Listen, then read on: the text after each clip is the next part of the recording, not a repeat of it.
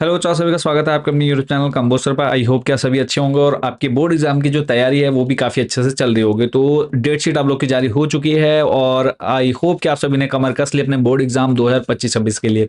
तो sample paper को लेकर के काफ़ी बच्चों के मैसेज आ रहे थे कि सर जल्दी से सॉल्यूशन भी प्रोवाइड करा दीजिए, सैंपल पेपर जो फिजिक्स का है। बाकी काफ़ी सब्जेक्ट्स के जो सॉल्यूशन है वो ऑलरेडी आ चुके हैं। फिजिक्स केमिस्ट्री को सिलेक्टेड क्वेश्चन पेपर जो रह गए थे उनका सॉल्यूशन भी आप अगले 1-2 दिन में देख पाएंगे। तो इस वीडियो में कवर करेंगे क्लास 12 सब्जेक्ट फिजिक्स के सैंपल पेपर का कंप्लीट सॉल्यूशन।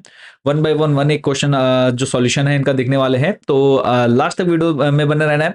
प्लस इस पूरे सॉल्यूशन को आप पीडीएफ के फॉर्म में कहां से डाउनलोड कर सकते हैं फ्री ऑफ कॉस्ट। और वीडियो के लास्ट में मैं आपको बताने वाला हूं कि जो बच्चे बोर्ड एग्जाम 2025-26 में बहुत अच्छा स्कोर करना चाहते हैं तो हमने आप लोग के लिए कुछ एक्सपेक्टेड क्वेश्चन सिलेक्टेड क्वेश्चन की पीडीएफ तैयार की है और हर साल तैयार करते हैं, जो कि आपके बोर्ड एग्जाम में लगभग मान के चलिए 80 से 85% क्वेश्चन सेम टू सेम देखने को मिल जाते हैं। तो जो बच्चे उन पीडीएफ को लेना चाहते हैं वो भी कैसे ले सकते हैं जानेंगे वीडियो में आगे। तो सभी को बेस्ट ऑफ लक, तैयारी करते रहना। तो करते हैं सॉल्यूशन स्टार्ट। आपके सामने सैंपल पेपर है क्लास 12 सब्जेक्ट फिजिक्स। तो सीधा मैं यहाँ पर ज़्यादा लंबी चौड़ी बात ना करते हुए सीधा स्टार्ट करते हैं। ये जो सामान्य निर्देश है इसको आप लोगों ने पढ़ लेना है। तो बात करें, देखो यहाँ पर क्वेश्चन पेपर आपके सामने है। इस पूरे क्वेश्चन पेपर का सॉल्यूशन जो है हमने आप लोगों के लिए नोट्स तैयार करवा दिए हैं। तो सीधा मैं आप लोगों को लेकर चलता हूँ सॉल्यूशन पर। तो यहाँ पे जैसे कि आप पहले देख पा रहे हैं कि एक समांतर प्लेट संधारित्र की धारिता निर्भर करती है। और जो मोस्ट इंपॉर्टेंट क्वेश्चन हमने आप लोगों के लिए तैयार किया है वो हिंदी मीडियम इंग्लिश मीडियम दोनों के लिए अवेलेबल है। तो जो भी बच्चे लेना चाहते हैं आप लोग कॉन्टैक्ट कर सकते हैं, बताएंगे आगे। तो पहला क्वेश्चन यहाँ पे आप देखेंगे कि एक समांतर प्लेट संधारित्र की धारिता निर्भर करती है। 4 ऑप्शन है, तो यहाँ पे हम डायरेक्ट जो है आंसर की बात करेंगे। पहला क्वेश्चन आपने देखा तो सिंपल सा आंसर हो जाएगा इसका, प्लेटों के बीच पृथक्करण पर। अगला चलते हैं, नेक्स्ट क्वेश्चन है, जब आवेशित कणों के बीच की दूरी अधिक कर दी जाए तो उनके बीच बल क्या होगा? तो 4 गुना हो जाएगा। अगला प्रश्न है, निम्न में सही संबंध बताना था तो 1 टेस्ला बराबर होता है 10 की घात 4 गाउस के। नेक्स्ट है, एक आवेश Q एक समान चुंबकीय क्षेत्र में गति कर रहा है, इस पर कार्य करने वाला चुंबकीय बल निर्भर नहीं करता है। किस पर निर्भर नहीं करता बच्चों? द्रव्यमान पर निर्भर नहीं करता। जो 4 ऑप्शन आपको वहां पर दिए हुए हैं। नेक्स्ट है, किसी वैद्युत चुंबकीय तरंग में विद्युतीय एवं चुंबकीय क्षेत्र परस्पर होते हैं। क्या होते हैं? परस्पर लंबवत होते हैं। अगला प्रश्न है, निम्न में से कौन सा संबंध मेलस का नियम प्रदर्शित करता है? यहाँ पे मेलर है बट इसको थोड़ा सा करेक्शन कर लेना है, मेलस आएगा। तो I is equal to I naught cos square theta. बच्चों हाथों हाथ इसको याद करते हुए चलना है। और यहाँ पे आप लोग का बच्चों ये आपके बोर्ड एग्जाम के पॉइंट ऑफ व्यू से बहुत ज्यादा इंपॉर्टेंट रहने वाला है। अगला है, प्रकाशिक तंतुओं में उपयोग की जाने वाली परिघटना है। तो इसका जो करेक्ट आंसर हो जाएगा ऑप्शन नंबर फर्स्ट, पूर्ण आंतरिक परावर्तन। अगला है, किसी नाभिक को संकेत चिन्ह AZX द्वारा प्रदर्शित किया जाता है, इसमें न्यूक्लियनों की संख्या कितनी होगी? तो यहाँ पर न्यूक्लियनों की संख्या जो है बच्चों A, इसका करेक्ट आंसर हो जाएगा। अगला प्रश्न है, अभिकथन A तथा कारण R पर आधारित प्रश्न। तो इसमें जो आपको अभिकथन और कारण दे रखा था तो इसका जो सही आंसर हो जाएगा, यहाँ पे आप अभिकथन पढ़ेंगे कारण पढ़ेंगे तो इसका सही आंसर हो जाएगा A सही है परंतु R गलत है, यानी अभिकथन सही है और कारण गलत है। अगला चलेंगे, लास्ट जो हमारा एमसीक्यूज है इसमें आपको दे रखा है कि परमाणु कुल मिलाकर वैद्युत उदासीन होते हैं, ये कथन सत्य है। रीजन दे रखा है कि परमाणु में धनावेश और ऋणावेश की मात्राएं समान होती हैं, ये भी सत्य है। यानी यहाँ पे हम बोल सकते हैं कि ए तथा आर दोनों सही है तथा आर ए की सही व्याख्या करता है। आगे बढ़ने से पहले बात कर लेते हैं कि जो भी बच्चे बोर्ड एग्जाम में बहुत अच्छा स्कोर करना चाहते हैं कैसे मोस्ट इंपोर्टेंट क्वेश्चंस की पीडीएफ ले सकते हैं। तो सिंपल सा जो शॉर्ट मेथड है मैं वो आपको यहाँ पर बता देता हूँ। स्क्रीन पर बच्चों आप हमारा व्हाट्सएप नंबर देख पा रहे होंगे। ये स्क्रीन पर हमारा जो व्हाट्सएप नंबर बच्चों आपके सामने है, इस पर सिंपली आपने मैसेज करना है। आपने 3 चीजें बतानी है हमको, आपकी क्लास, आपका सब्जेक्ट और आप किस मीडियम में मोस्ट इंपोर्टेंट क्वेश्चंस की पीडीएफ लेना चाहते हैं, हिंदी मीडियम या इंग्लिश मीडियम। हमारे पास सारे सब्जेक्ट की जो पीडीएफ है अवेलेबल है, चाहे आप आर्ट साइड से साइंस साइड से हैं। तो सिंपली आपने इस पर मैसेज करना है। पीडीएफ कौन सी होंगी? तो यहाँ पे आप देख पा रहे हैं 4 से 5 पीडीएफ टॉपिक वाइज आपको देखने को मिल जाती है और बहुत ही कम कॉस्ट में आप इनको परचेज कर सकते हैं। जो बच्चे बोर्ड एग्जाम में बहुत अच्छा स्कोर करना चाहते हैं इन पीडीएफ को जरूर बाय कर लीजिएगा, क्योंकि इसमें आपके एक्सपेक्टेड क्वेश्चन, प्रीवियस ईयर के क्वेश्चन पेपर और जो ज्यादातर रिपीट हो चुके हैं क्वेश्चन वो प्लस सैंपल पेपर के क्वेश्चन जो है इसमें बच्चों कवर किए हुए हैं। तो जो बच्चे इन पीडीएफ को लेना चाहते हैं सिंपली हमारा व्हाट्सएप नंबर यहाँ से आप नोट कर लेंगे, इस पर आपने मैसेज कर लेना है। तो चलते हैं वापस आपको लेकर के हमारे नेक्स्ट क्वेश्चन पर।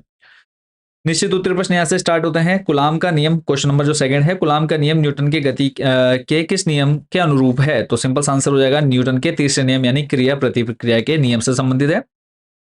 अगला प्रश्न है, ट्रांसफार्मर अन्योन प्रेरण के सिद्धांत पर आधारित एक युक्ति है, यह कथन सत्य है या असत्य? सिंपल आपको ट्रू फॉल्स बताना था तो यहाँ पे क्या हो जाएगा? ट्रू है, सत्य है।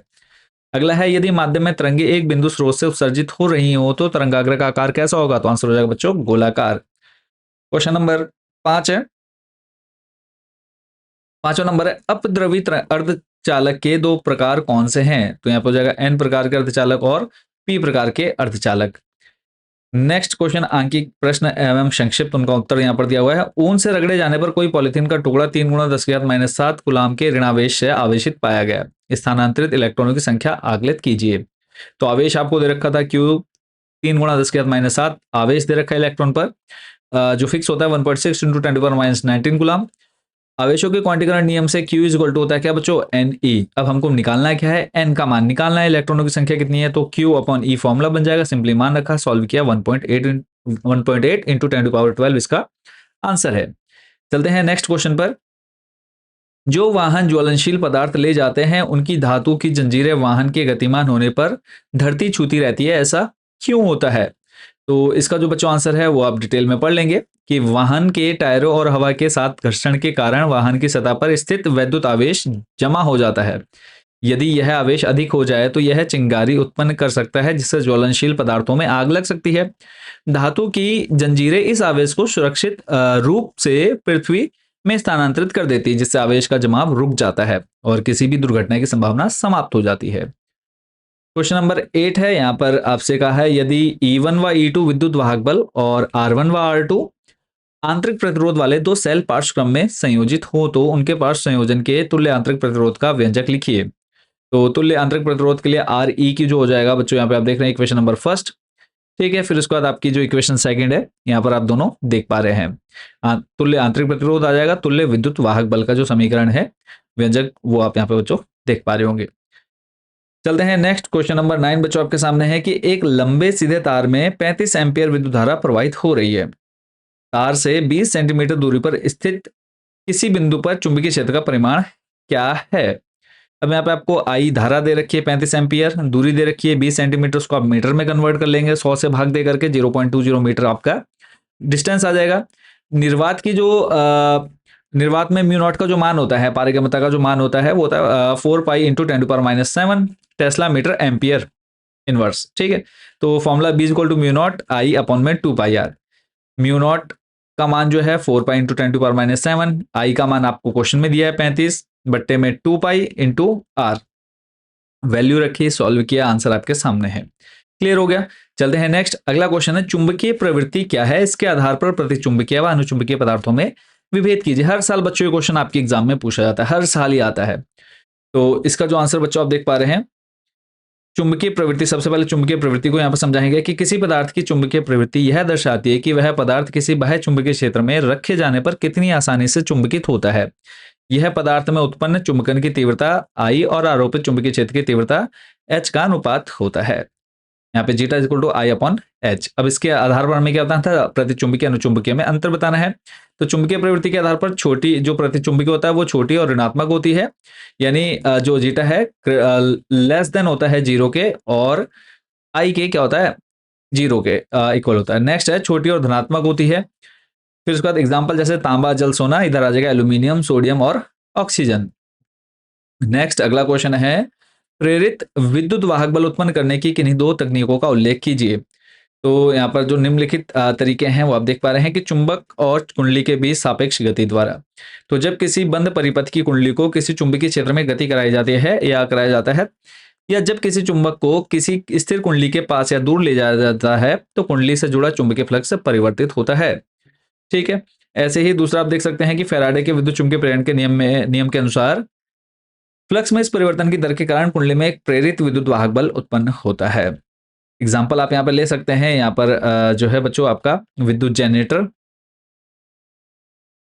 इसी सिद्धांत पर कार्य करता है। दूसरा 2 चीजें हमसे पूछी थी, दूसरा है परिवर्तित चुंबकीय क्षेत्र का उपयोग करती है। अन्योन्य प्रेरण आप लोगों ने पढ़ा होगा कि जब एक प्राथमिक कुंडली में प्रवाहित होने वाली विद्युत धारा को समय के साथ परिवर्तित किया जाता है तो इससे उत्पन्न चुंबकीय क्षेत्र भी बदलता रहता है। यदि एक द्वितीय कुंडली को इस बदलते हुए चुंबकीय क्षेत्र में रख दिया जाए तो द्वितीय कुंडली से जुड़ा चुंबकीय फ्लक्स बदल जाता है, जिससे उसमें एक प्रेरित विद्युत वाहक बल उत्पन्न हो जाता है। एग्जाम्पल आ जाएगा बच्चों आपका ट्रांसफार्मर। और ये क्वेश्चन बच्चों आपका मोस्ट इंपॉर्टेंट है, हर साल आपके किसी ना मतलब जो है पेपर में बच्चों ये आना ही आना है, चाहे वो हाफ ईयरली हो ईयरली में, ये क्वेश्चन हर साल आपका एग्जाम में पूछा जाता है। नेक्स्ट क्वेश्चन है निर्वात में मैक्सवेल के समीकरणों को लिखिए। यहाँ पे सिर्फ समीकरण पूछे हैं, ज्यादा डिटेल में नहीं जाना है। तो समीकरण जो है पहला जो है यहाँ पे आप देख पा रहे हैं गाउस का नियम। तो समीकरण आप यहाँ से देख सकते हैं, ठीक है। समेशन आ जाएगा E D A is equal to Q upon epsilon naught. समीकरण सिर्फ आपने यहाँ से देखना है। बाकी यह नियम बताता है कि किसी बंद सतह से गुजरने वाला कुल विद्युत फ्लक्स उस सतह के अंदर मौजूद कुल आवेश का 1 अपॉन एप्सिलॉन नॉट गुना होता है। डेफिनेशन लिख देते हैं तो और अच्छी बात है। अगर यही 4 नंबर में आएगा तो डेफिनेशन सहित लिखना है। अगर सिर्फ समीकरण पूछा सीधा समीकरण लिखो, ठीक है। नेक्स्ट दूसरा है गाउस का नियम चुंबकत्व के लिए। तो यहाँ पे आप देख सकते हैं सेकेंड इक्वेशन जो बन जाएगी इंटीग्रेशन या phi B D A is equal to 0। Next है फेराडे का प्रेरण का नियम।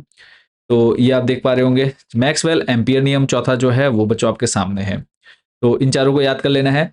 नेक्स्ट चलते हैं, अगला प्रश्न है यदि कोई नेत्र चिकित्सक प्लस 2.5 डायोप्टर क्षमता का संशोधक लेंस निर्धारित करता है तब लेंस की फोकस दूरी एवं प्रकृति क्या होगी।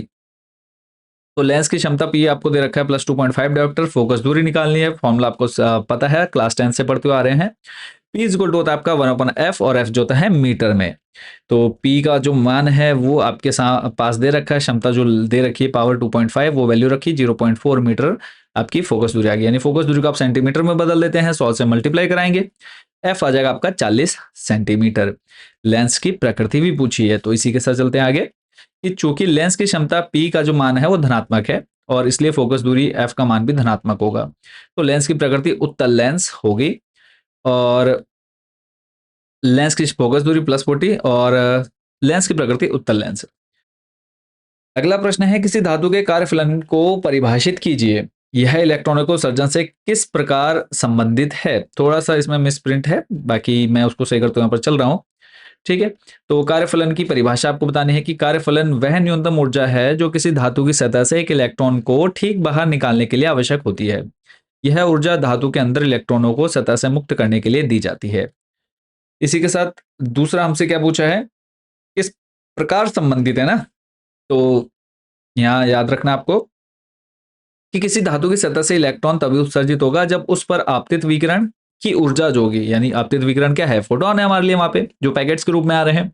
तो E is equal to H V धातु के कार्यफलन से अधिक हो, यानी एच वी ग्रेटर देन 5। उत्सर्जन का प्रकार, तो उत्सर्जन के प्रकार आपसे पूछे अगर हैं तो आपने लिखने हैं, अदरवाइज इसको लिखने की जरूरत नहीं है। अगला है आइंस्टीन का प्रकाश विद्युत समीकरण। तो इसको भी आपने यहाँ पर देख लेना है, ये भी रिलेटेड है, किस प्रकार संबंधित है वो हमसे पूछा ना। अगला प्रश्न है हाइड्रोजन परमाणु के लिए बोहर के उस अभिग्रहित को संक्रमण में उत्सर्जित फोटोन की आवृत्ति के लिए संबंध देता है। तो बोहर का जो आवृत्ति नियम है वो आपने यहाँ पर देख लेना है कि हाइड्रोजन परमाणु के लिए बोहर का वह अभिग्रहित जो संक्रमण में उत्सर्जित फोटोन की आवृत्ति के लिए संबंध देता है वह है बोहर का तीसरा अभिग्रहित, जिसे आवर्ती शर्त भी कहा जाता है। और ये जो अभिग्रहित है वो क्या है वो भी देख लेते हैं कि जब कोई इलेक्ट्रॉन उच्च ऊर्जा स्तर से निम्न ऊर्जा स्तर में संक्रमण करता है तो ऊर्जा के अंतर के बराबर एक फोटोन उत्सर्जित होता है। इस उत्सर्जित फोटोन की आवृत्ति निम्न संबंध द्वारा दी जाती है, H V equal to E I minus E F, जहां एच क्या है, वी क्या है, ई आई क्या है, ई एफ क्या है, वो आप बच्चों डिटेल में पढ़ पाएंगे। नेक्स्ट क्वेश्चन है बच्चों अर्ध तरंग दिष्टकरण। तो आई होप कि आप सभी बच्चों ने जो है चैनल को सब्सक्राइब कर लिया होगा। अभी तक जिन बच्चों ने चैनल को सब्सक्राइब नहीं किया, सब्सक्राइब वाला बटन जल्दी से प्रेस कर दीजिएगा, क्योंकि बहुत मेहनत लगती है बच्चों आप लोग के लिए वीडियो बनाना, फिर ये नोट्स तैयार करवाना, काफी मेहनत भरा काम रहता है। तो थोड़ा सा प्यार और सपोर्ट आप लोगों ने जरूर देना है। तो जो तरंग दिष्टकरण है दिष्टकारी, तो उसका देख लेते हैं। यहाँ पे पहला दूसरा 2 क्वेश्चन दिए हैं। यदि निवेशीय आवृत्ति 50 हर्ट्ज है तो निर्गत आवृत्ति क्या है। दूसरा क्वेश्चन इसमें पूछा है कि समान निवेशीय आवृत्ति के लिए पूर्ण तरंग दिष्टकारी की निर्गत आवृत्ति क्या है, ठीक है। तो ये जो प्रश्न है दिष्टकारी सर्किटों से संबंधित है जो प्रत्यावर्ती धारा को दिष्ट धारा में परिवर्तित करते हैं। तो सबसे पहले तो आपको ये पता होना चाहिए कि अर्ध तरंग दिष्टकारी क्या होता है। ये आपने पढ़ लेना है कार्य सिद्धांत कि अर्ध तरंग दिष्टकारी केवल एसी इनपुट सिग्नल के आधे चक्र को या तो धनात्मक या ऋणात्मक को ही निर्गत तक पहुंचने देता है, यानी आउटपुट तक पहुंचने देता है, और दूसरे आधे चक्र को ब्लॉक कर देता है। आवृत्ति संबंध वो आपने पढ़ लेना है। निवेशी आवृत्ति जो है 50 हर्ट्ज होती है, निर्गत आवृत्ति जो होती है 50 हर्ट्ज होती है। दूसरा था इसमें पूर्ण दिष्टकारी, ठीक है। एक था हमारा अर्ध दिष्टकारी और फिर है दूसरा पूर्ण दिष्टकारी। तो पूर्ण तरंग दृष्टिकारी क्या होता है? इनपुट सिग्नल के दोनों चक्रों धनात्मक तथा ऋणात्मक का उपयोग करता है। यह ऋणात्मक आधे चक्र को क्या कर देता है? पलट देता है, जिससे आउटपुट में हर बार धनात्मक स्पंदन प्राप्त होता है। आवृत्ति संबंध यहाँ से आपने पढ़ना है। निवेशी आवृत्ति जो है 50 हर्ट्ज हो जाएगी, निर्गत आवृत्ति क्या है? 100 हर्ट्ज, यानी डबल हो जाएगी जब आप पूर्ण में जाएंगे। अगला प्रश्न है 16 नंबर की, चुंबकीय क्षेत्र की उपस्थिति में किसी गतिमान आवेश पर कार्य करने वाले बल का सूत्र लिखिए। फिर इस बल की दिशा किस नियम द्वारा ज्ञात की जाती है? और दो समांतर धारावाही चालक तारों के बीच कार्यरत बल के लिए व्यंजक प्राप्त कीजिए।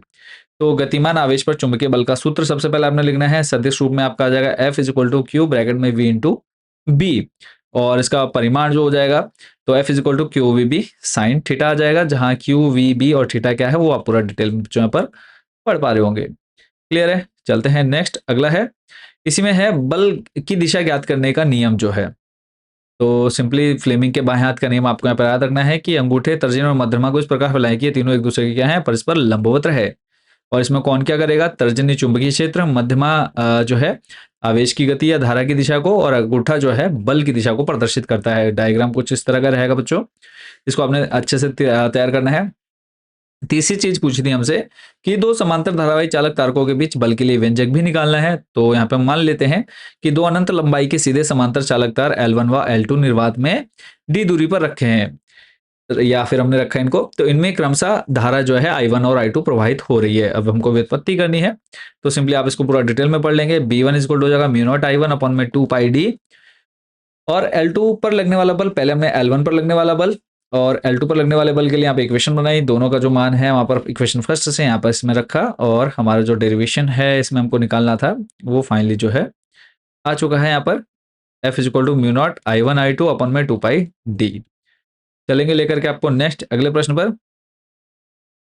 अगला है, गैल्वेनोमीटर को किस प्रकार एमीटर तथा वोल्टमीटर में रूपांतरित किया जाता है? आवश्यक आरेख देते हुए समझाइए। तो सबसे पहले गैल्वेनोमीटर का एमीटर में रूपांतरण।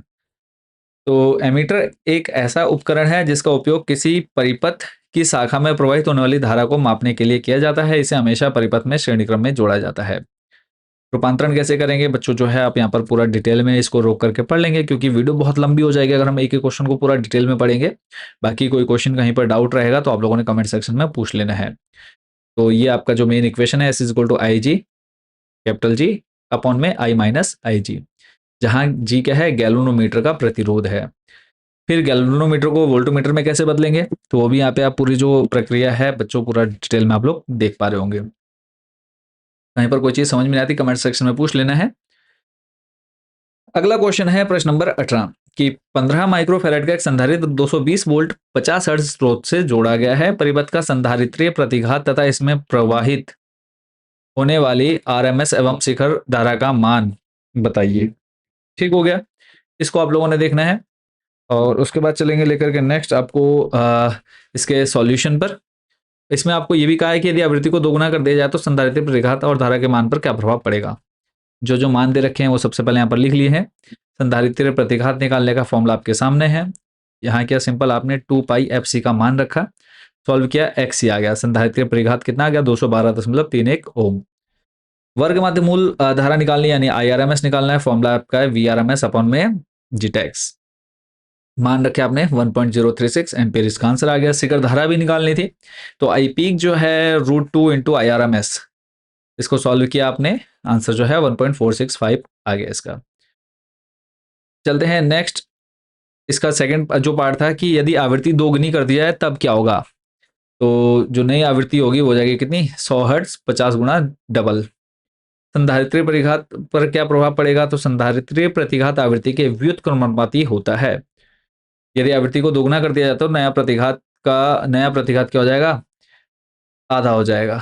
तो ये आपने याद रखना है। नेक्स्ट चलेंगे आपको लेकर के, और ये सारे जो है अब यहाँ से लॉन्ग क्वेश्चन स्टार्ट हो चुके हैं। क्वेश्चन नंबर 18 है, और सभी क्योंकि इसमें मेन वाले क्वेश्चन और उसके बाद इसके जो और वाले हैं वो सारे क्वेश्चन कवर किए हुए हैं, तो वीडियो को भी जरूर लाइक कर देना है, अपने दोस्तों में भी शेयर करना है। चैनल को जरूर सब्सक्राइब कर लीजिएगा, क्योंकि आप लोग की बोर्ड एग्जाम की जो तैयारी है वो स्टार्ट हो चुकी है। एलसीआर श्रेणी परिपथ और अनुनादी आवृत्ति। तो पहला है कि एलसीआर श्रेणी परिपथ के लिए अनुनादी आवृत्ति का व्यंजक। तो यहाँ पे आप बच्चों पूरा सामने देख पा रहे हैं, पूरा डिटेल में सॉल्यूशन दिया हुआ है। फिर है दूसरा है रेडियो और टीवी सेट के समस्वरण में महत्व। तो इसका क्या महत्व है वो आप यहाँ पर बच्चों पूरा डिटेल में देखेंगे। नेक्स्ट क्वेश्चन है संयुक्त सूक्ष्मदर्शी से संबंधित है, इसका विस्तृत समाधान जो है वो आपको पूरा डिटेल में दे दिया गया है। हमने नीचे आप लोग के लिए बना दिया पूरा सॉल्यूशन। सूक्ष्मदर्शी से रिलेटेड क्वेश्चन है। तो हम यहाँ पे संयुक्त सूक्ष्मदर्शी में दो उत्तल लेंस होते हैं, पहले तो हमने पूरा उसका डिटेल में दे दिया है। फिर ये दोनों लेंसों की फोकस दूरी कम होने के कारण दो क्वेश्चन यहाँ से हमसे पूछे थे। अभिदृश्य क्या होता है, नेत्रिका क्या होती है, कुल आवर्धन कैसे क्या होता है, पूरा जो है सूक्ष्मदर्शी से रिलेटेड जो पूछा गया था वो हमने यहाँ पर आपको पूरा डिटेल में दिया गया। नेक्स्ट क्वेश्चन है लैम्डा 1 कॉमा लैम्डा 2 एवं लैम्डा 3 तरंग दैर्घ्य की 3 वैद्युत चुंबकीय तरंगों का उपयोग क्रमशः रडार प्रणाली, जल शोधक तथा टीवी के रिमोट नियंत्रकों में होता है। इन वैद्युत चुंबकीय तरंगों की पहचान कीजिए। दूसरा है इनमें से प्रत्येक का एक स्रोत लिखिए। तो सबसे पहले तरंग, 3 तरंगे आ गई, इनका उपयोग, पहचान और स्रोत। सोर्स यहाँ पे लिख दिया है तो इसका जल्दी से आप लोग स्क्रीनशॉट ले सकते हैं। चलिए फिर नेक्स्ट क्वेश्चन पर, अगर डिटेल में जानना है तो सूक्ष्म तरंगे होगी, पराबैंगनी किरणें होगी और अवरक्त किरणें, इनके बारे में बच्चों को यहाँ पर डिटेल में दे दिया गया है। अगला प्रश्न है क्वेश्चन नंबर 21 है द्रव्य की तरंग प्रकृति के संबंध में। तो डी ब्रोगली समीकरण क्या है वो आपने बच्चों यहाँ पर पूरा अच्छे से पढ़ लेना है। फिर है दूसरा, विकिरण की कण प्रकृति की पुष्टि करने वाली परिघटनाएं कौन कौन सी हैं। तो इसमें पहला प्रकाश विद्युत प्रभाव है, कॉम्पटन प्रभाव है, इनको आपने पढ़ना है। नेक्स्ट क्वेश्चन था हाइड्रोजन परमाणु की निम्नतम अवस्था में ऊर्जा 13.6 इलेक्ट्रॉन वोल्ट है। इस अवस्था में इलेक्ट्रॉन की गतिज ऊर्जा और स्थितिज ऊर्जा क्या होंगी। कुल ऊर्जा दे रखी है, कैलकुलेशन करनी है। सबसे पहले गतिज ऊर्जा के लिए कर लेते हैं। तो K इक्वल टू हो जाता माइनस ई, तो यहाँ पे जो है आंसर प्लस 13.6 इसका आंसर होगा। स्थितिज ऊर्जा की बात करें तो ये हो जाएगा माइनस का 27.2 इलेक्ट्रॉन वोल्ट, यानी डबल हो जाएगा किसका, कुल ऊर्जा का। चलेंगे नेक्स्ट, अगला प्रश्न है इसी के अथवा वाला कि आवश्यक अभिक्रियाएं देते हुए समझाइए कि नाभिकीय विखंडन में ऊर्जा कैसे नियुक्त होती है। व्याख्या, तो नाभिकीय विखंडन वह प्रक्रिया है जिसमें एक भारी नाभिक जैसे यूरेनियम 235 एक मंद गति के न्यूट्रॉन को अवशोषित करके दो हल्के नाभिकों में टूट जाता है। इस प्रक्रिया में द्रव्यमान की क्षति होती है जो आइंस्टीन के समीकरण E equal to del mc square के अनुसार भारी मात्रा में ऊर्जा के रूप में मुक्त होती है। इसकी जो अभिक्रिया है वो भी बच्चों यहाँ पे आप देख पा रहे होंगे। नेक्स्ट क्वेश्चन था ऊर्जा बैंड से क्या अभिप्राय है। ऊर्जा बैंड अंतराल पदार्थ की विद्युत चालकता को किस प्रकार प्रभावित करता है। ऊर्जा बैंड अभिप्राय क्या है, किसी ठोस पदार्थ में परमाणु एक दूसरे के बहुत निकट होते हैं जिसके कारण उनके इलेक्ट्रॉनों की ऊर्जा स्तर आपस में क्रिया करके ऊर्जा के निरंतर समूहों में विभाजित हो जाते हैं। इन समूहों को ऊर्जा बैंड कहा जाता है। इसमें मुख्य रूप से दो बैंड होते हैं, संयुक्ता बैंड और चालन बैंड। तो वह बैंड जिसमें संयोजी इलेक्ट्रॉन होते हैं संयुक्ता बैंड कहलाता है। चालन बैंड क्या होता है, वह बैंड जिसमें मुक्त इलेक्ट्रॉन होते हैं जो विद्युत धारा के प्रवाह में मदद करते हैं। ऊर्जा बैंड अंतराल क्या होता है, इसका क्या प्रभाव होता है वो आप यहाँ पे पढ़ लेंगे। चालक, फिर अर्धचालक और विद्युत रोधी, इन तीनों के बारे में पूरा डिटेल बच्चों दे दिया गया है। चलेंगे नेक्स्ट, अगला प्रश्न है वैद्युत क्षेत्र में किसी बिंदु पर स्थिर वैद्युत विभव से आप क्या समझते हैं। दर्शाइए कि वैद्युत द्विध्रुव के कारण किसी बिंदु पर विभव केवल दूरी r पर ही निर्भर नहीं करता वरन स्थिति सदिश तथा द्विध्रुव आघूर्ण के बीच के कोण पर भी निर्भर करता है। तो स्थिर विद्युत विभव क्या है वो आपने पहले यहाँ पर देख लिया, डेफिनेशन देख ली यहाँ पर। फिर इसके लिए जो व्यंजक है वो आपने पूरा यहाँ पर डिटेल में देखना है। और एक एक क्वेश्चन बच्चों पूरा आपको यहाँ पर डिटेल में दिया गया है। नेक्स्ट इसी के अथवा में क्वेश्चन था कि व्हीट स्टोन सेतु की शून्य विक्षेप अवस्था के लिए संतुलन प्रतिबंध लिखिए। एक व्हीट स्टोन सेतु की 4 भुजाओं के प्रतिरोध निम्नवत हैं। 4 भुजाओं का जो प्रतिरोध है वो आपको दे दिया गया है। पहले तो हमने डायग्राम इसका जो आप देख पा रहे हैं, ये संतुलन का प्रतिबंध P/Q is equal to R/S। संतुलन अवस्था में तभी होगा जब ये कंडीशन रहेगी। इसके साथ जो इनका सॉल्यूशन है हमको जो निकालना है वो आप यहाँ पे देखेंगे। तो 10 इज नॉट इक्वल टू 12 है जब हमने इनकी वैल्यू रखी है ना, AB/BC AD/DC, तो क्या है ये संतुलित अवस्था में नहीं है। तो कैलकुलेशन जो है किरचॉफ के नियम से हम करते हैं। तो इससे इस असंतुलित सेतु में धारा IG का मान निकालने के लिए बंद पाश ABDA और BCDB जब आप डायग्राम बना लेंगे उसके बाद इसको आपने पढ़ना है, में किरचॉफ के वोल्टेज नियम का उपयोग किया जाता है। गणना करने पर कैल्विनोमीटर से प्रवाहित होने वाली धारा लगभग 4.87 मिली एम्पेयर प्राप्त होती है। अगला प्रश्न है दो लंबे सीधे समांतर धारावाही चालकों के बीच कार्य करने वाले बल के लिए व्यंजक व्युत्पन्न कीजिए। इसकी सहायता से एम्पियर के मानक परिभाषा लिखिए। तो बल के लिए व्यंजक यहाँ पे पूरा डिटेल में बच्चों आपने देखना है। फिर उसके बाद जो परिभाषा आपसे पूछी गई है एम्पियर की मानक परिभाषा, वो भी आप बच्चों यहाँ पर पूरा जो है डिटेल में देख पा रहे होंगे। इसको आपने पढ़ लेना है। अगला प्रश्न है 25 का और कि आप कैसे समझाएंगे कि क्षण चुंबक एक धारावाही प्रणालिका की तरह व्यवहार करता है। किसी छोटे क्षण चुंबक का चुंबकीय गुण 0.48 जूल पर टेस्ला है। चुंबक के केंद्र से 10 सेंटीमीटर की दूरी पर स्थित किसी बिंदु पर इसके चुंबकीय क्षेत्र का परिणाम एवं दिशा बताइए यदि यह बिंदु चुंबक के अक्ष पर स्थित हो। दूसरा है चुंबकीय विलंब समद्विभाजक पर स्थित हो। तो क्षण चुंबक एक धारावाही प्रणालिका के रूप में पहले हम देखेंगे, यहाँ पर पूरा इसको पढ़ना है। और फिर उसके बाद सेकंड जो संख्यात्मक हल जो हमसे यहाँ पर पूछा है डेरिवेशन, पहला है चुंबक के अक्ष पर, सॉल्व करेंगे, आंसर आपके सामने है कितना 0.96 इंटू 10⁻⁴ टेस्ला। नेक्स्ट दूसरा हमसे पूछा था चुंबक के अभिलंब समद्विभाजक पर स्थित बिंदु, तो इसको आपने देखना है, तो आ जाएगा 0.48 इंटू 10⁻⁴ टेस्ला। नेक्स्ट था हमारे पास केस स्टडी से रिलेटेड तरंगों के अध्यारोपण का सिद्धांत बताइए। तो अध्यारोपण के सिद्धांत के अनुसार जब दो या दो से अधिक तरंगे माध्यम के किसी बिंदु पर एक साथ पहुंचती हैं तो उसे बिंदु पर परिणामी विस्थापन प्रत्येक तरंग द्वारा उत्पन्न अलग अलग विस्थापनों के सदिश योग के बराबर होता है। दूसरा क्वेश्चन था स्थायी व्यतिकरण पैटर्न के लिए आवश्यक शर्त क्या है, इसको आपने पढ़ना है बच्चों। नेक्स्ट थर्ड था इसमें यंग के द्विध्रुवी प्रयोग में पर्दे पर प्राप्त होने वाली दीप्त तथा अदीप्त क्षेत्रों की स्थितियों के लिए प्रतिबंध लिखिए। तो दीप्त फ्रिंज के लिए, अदीप्त फ्रिंज के लिए समीकरण आपने देख लिया। तो ये कंप्लीट सॉल्यूशन आपने देख लिया है। अच्छा लगा होगा तो चैनल को सब्सक्राइब करना, बहुत मेहनत लगती है बच्चों, लगातार बोलना काफ़ी मेहनत भरा काम रहता है। बात कर लेते हैं कि इसको आप लोग डाउनलोड कैसे कर सकते हैं। तो मोस्ट इंपॉर्टेंट क्वेश्चंस जो मैं आपको बता चुका हूँ स्टार्टिंग में, हिंदी मीडियम या फिर इंग्लिश मीडियम जो भी बच्चे लेना चाहते हैं, बहुत ही कम कॉस्ट में इनको आप परचेज कर सकते हैं। अगर बोर्ड एग्जाम में अच्छा स्कोर करना है तो आप परचेज करिए, ठीक है। हमारा व्हाट्सएप नंबर मैं आपको पहले ही बता चुका हूँ, एक बार फिर यहाँ पे आप फटाफट क्या करें स्क्रीनशॉट ले लें या फिर वीडियो रोक करके नोट कर लें। अब बात कर लेते हैं कि ये जो भी आपने पीडीएफ देखी ये आपको कहाँ मिलेगी। तो इसके लिए सिंपली गूगल में जाना है, सर्च करना है कंबोसर होम करके, हमारी वेबसाइट आपको मिल जाएगी कंबोसर होम। जैसे आप क्लिक करेंगे आप इस होम पेज पर पहुंच जाएंगे। सैम्पल पेपर 2026 सिलेक्ट करना है यहाँ से। उसके बाद क्लास 12 पर क्लिक करेंगे।